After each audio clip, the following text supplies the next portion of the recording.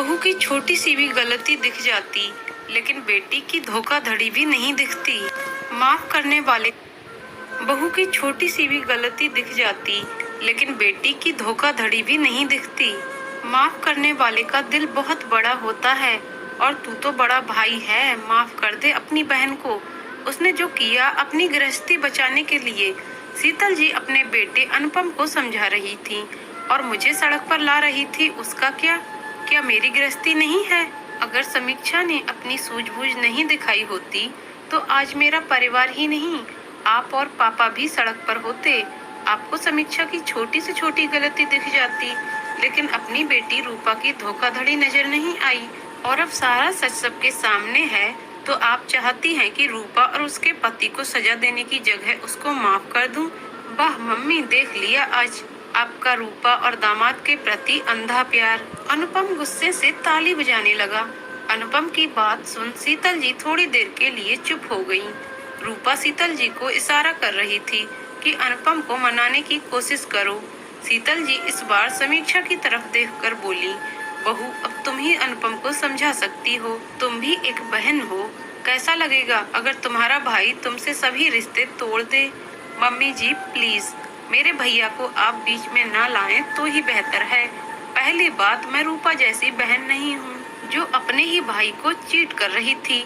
अगर आज मेरे भैया नहीं होते तो मेरे सिर पर ये छत भी नहीं रहती। रूपा अपनी गलती मानकर शर्मिंदा होने की जगह ये उपेक्षा कर रही है कि अनुपम उसे माफ कर दे। समीक्षा की बात सुन रूपा और शीतल जी चुप हो गयी।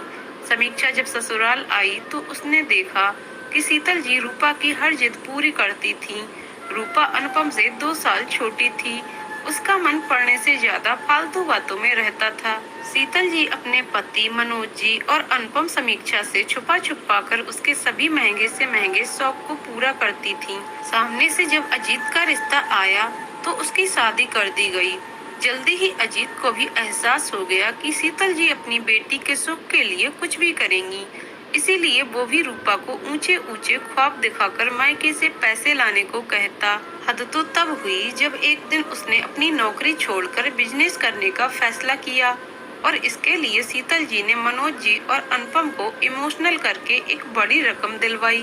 बिजनेस का सही ज्ञान नहीं होने से कुछ दिन बाद ही सब कुछ डूब गया। लेनदारों का पैसा शीतल जी ने अपने गहने बेच कर दिए। कुछ दिन शांत रहने के बाद अजीत ने पार्टनरशिप में बिजनेस शुरू किया और फिर बहुत बड़ा लोन उठाया, और इस बार पार्टनर ने ही उसे निकाल दिया क्योंकि अजीत पैसों के हिसाब में गड़बड़ी करने लगा था। पार्टनर ने उससे जल्द से जल्द पैसों को वापस करने के लिए कहा। अजीत के साथ रूपा शीतल जी ने भी ये सारी बातें अनुपम और मनोज जी से छिपाई। पार्टनर ने धमकी दी कि अगर उसे पैसे वापस नहीं मिले तो वो उसके खिलाफ कोर्ट केस कर देगा। शीतल जी के पास अब कुछ था नहीं। तब अजीत ने रूपा को बैंक के कुछ कागजात दिए जिस पर अनुपम के साइन लगने थे, और साथ ही उसके आधार कार्ड की कॉपी मांग। रूपा को कागजात शीतल जी को दिखाकर ये समझा रही थी कि कैसे अनुपम से साइन लेना है। तब समीक्षा ने सुन लिया। इतने दिनों में वो अजीत और रूपा के लालचपन और मक्कारी को समझने लगी थी, इसलिए उसने अपने भाई से कहकर अजीत की पूरी कुंडली निकलवाई। तब पता चला कि अजीत बैंक से अनुपम के नाम पर बहुत बड़ा लोन लेने वाला था, जिसकी किस्त की भरपाई में पूरी सैलरी भी खत्म हो जाती, लेकिन किस्त नहीं खत्म होती। आज जब शीतल जी अनुपम को कागज पर ये कहकर साइन करवा रही थी कि ये अजीत का गारंटर बनने का फॉर्म है, तभी समीक्षा ने आकर अनुपम के हाथों से पेन छीनकर अजीत का काला सच सामने रख दिया। अनुपम ने शीतल जी से पेपर लेकर पढ़े तो उसके होश गुम हो गए। मनोज जी को सब सच पता चलते ही उन्होंने शीतल जी को बहुत डांटा। सठिया गई वो बेटी दामाद के अंधे प्यार में। तुमको ये भी नहीं दिखा कि तुम अपने ही घर को आग लगा रही थी। तुम हम सबसे छुपा कर रूपा की हमेशा मदद करती रही हो।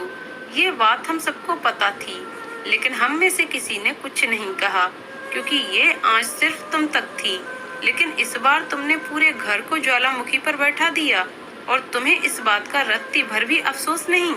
अनुपम ने गुस्से में रूपा को घर से बाहर चले जाने को कहा और कभी अपनी शक्ल दिखाने को भी मना कर दिया।